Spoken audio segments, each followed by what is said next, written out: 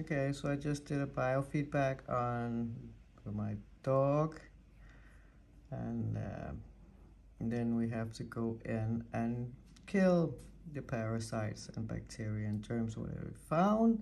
So we have to go in on, let me remember, detox, remote, no, this not gonna take that, we're gonna go on shell empty, gonna go remote because I have her nail clippings. Then I pick a killing program. There, not many different.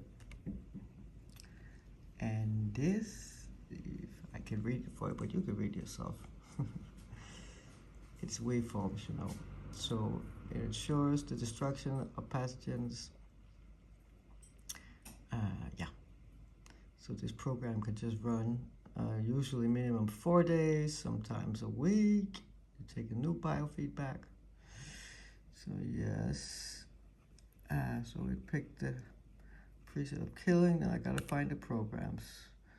And it's, let me see, I have to find the biofeedbacks.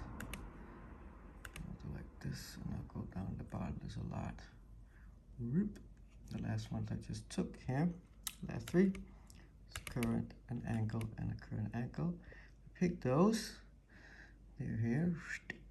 Then I go into settings because it has to be a bit lower when it's pets. Normally I would do 20, the aptitude of 20, but I will just start on 5. Now, where am I there?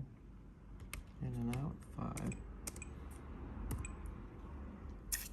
Yes, and then I go to control, and I have already put her DNA in the generator. So I pick a free one that's 6. It will load here, killing. This is all the frequencies running here.